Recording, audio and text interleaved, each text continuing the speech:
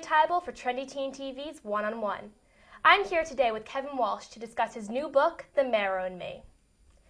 Kevin Walsh is an accomplished reporter and newscaster. He currently works at New England Cable News and Comcast Sportsnet New England. Kevin, thank you so much for being here today with me. Well, it's great to be with you. Thank you for having me, Julia. It's going to be great to talk about your book, which I loved. And it takes readers from an old golf ball to you being a marrow donor to a 16-year-old boy. That's true. It all starts with a golf ball. Years ago, I was a young news anchor and reporter in Honolulu, Hawaii.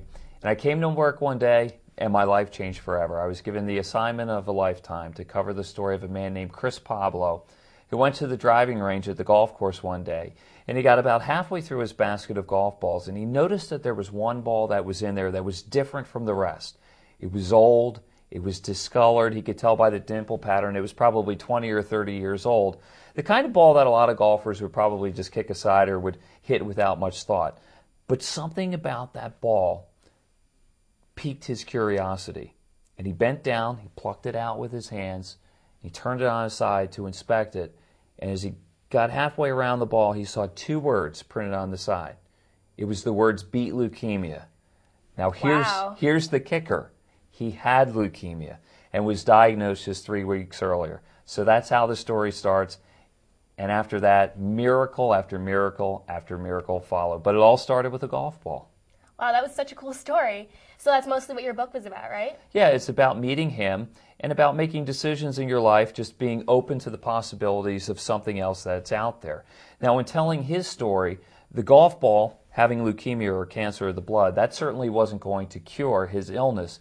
He had to find an unrelated bone marrow donor. So he and I together used that golf ball as a hook to tell the story about his plight and how people that were not in his family might be able to help him. And in telling his story, hundreds of people came out to his bone marrow registration drives in the hopes of matching him.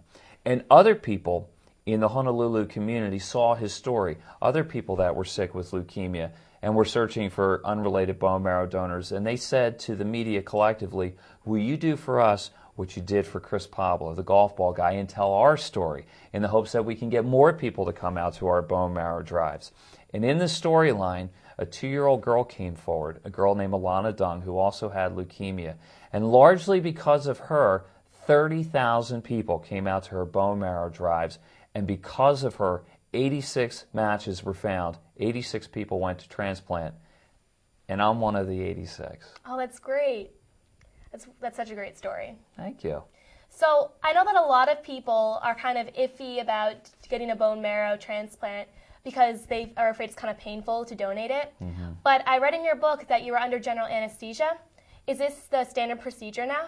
It is now. That's a great question because everybody knows, a lot of people think they know the answer to the question, does it hurt?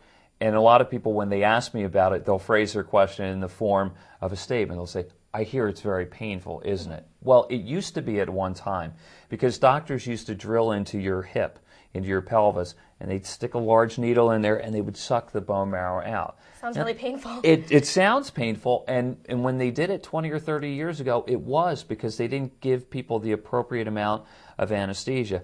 Well, about 15 years ago, doctors said, well, maybe we should just make it general anesthesia so they're completely out and they're asleep when it's going on. What a brilliant idea. Now you don't feel it when it's going on. You wake up feeling a little bit tender, but really no worse for wear. It's the best thing that they ever did, but still the old stigma that it's a very painful procedure persists, and that's why we need to talk about it and say it's really not what it once was.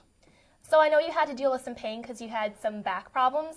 Did that help you emphasize with the leukemia patient's pain? Sure, because anybody that's going through leukemia, you're going through the physical pain of the cancer that's in your body, but you're also going through the emotional pain and the psychological issues of not knowing what's going to be next for you.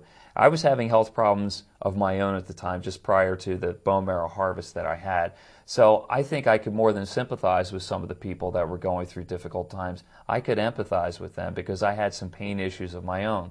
But you know what? This gave me an opportunity to share a part of me, and it was, as much as it was a gift that I gave to them, it was a gift that was coming back to me.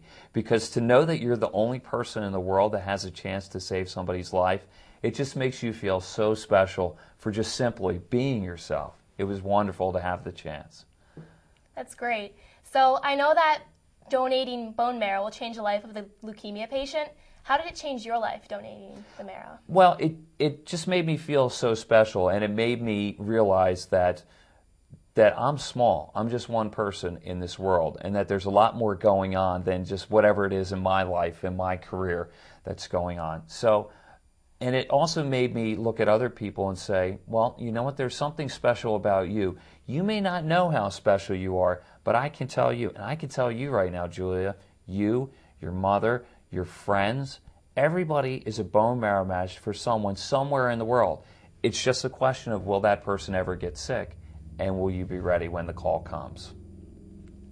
So when you donate your bone marrow, how long does it take for the marrow to grow back, like for your body to replace it? Not very long at all. It's similar to giving blood in that the body regenerates very quickly.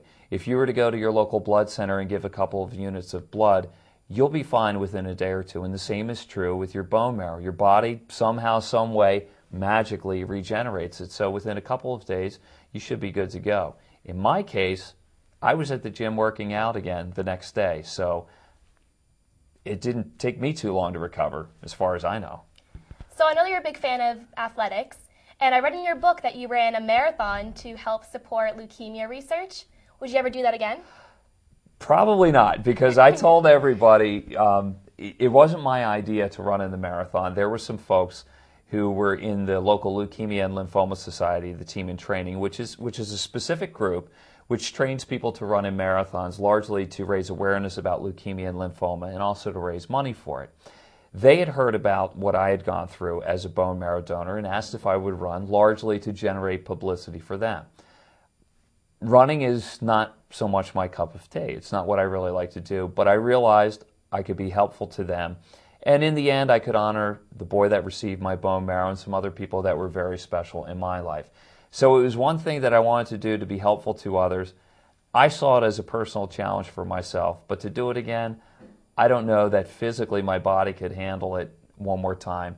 And to run a second marathon, the circumstances would have to be very special.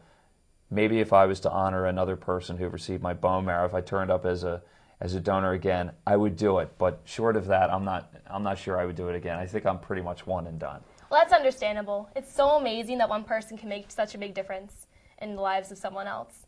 And also, so you said you would donate again if the time came up. You would donate again? Sure. If the opportunity came up, it's very rare that you can match twice in your life. The chance of you matching once is quite rare too. It's about 1 in 200. So if you were to register today, if you were to give a cheek swab, and then you got in the system, and then you turned up as a match for somebody else, the chances of you actually going to transplant about 1 in 200. So look at it another way. Chances are you'll never get the phone call. And to get the phone call and actually go to transplant not once but twice, the chances of that happening are about 1 in 2 million. And I do know one person that has matched twice, and she actually matched the niece of Carol O'Connor, who is a now deceased actor, the old Archie Bunker. She matched his niece and later turned up as a match for somebody else. That's and so it was interesting. very special to her. Yeah, it was very unique. So for viewers or anyone out there between the ages of 8 and 60 who are interested in donating marrow, where should they go for more information? You can go to bethematch.org, which links you to the National Marrow Donor Program. You can go there. There's a questionnaire to fill out. It has the age requirements that you have and whatever health requirements that you have to have. Generally speaking, if you're in good health and you're between the age range, you can do it. There are a couple of disqualifying factors, but that's really up to you to find out what health conditions you might have and whether you match up. You do the cheek swab, you put it back in the envelope, and you send it off there. And then once you're in the computer, you're in. So they'll have a way to track you down in the event that somebody gets sick and needs your help. It's a beautiful thing. Well, thank you so much for talking to me today. I had a pleasure interviewing you. And I'm really happy that you shared this inspirational story, and I bet it encouraged someone out there to become a donor. And I'm sure people are really inspired by this. Thank you so much. Thank you so much. I had a great time with you, Julia. You did a good job, and I'm honored that you read my book and that you shared my message with so many other people. And good luck to you in your career. I think you're going to do great. Thank you. I'm Julia Tybel for Trendy Teen TV's One-on-One. For Kevin Walsh, thanks for watching.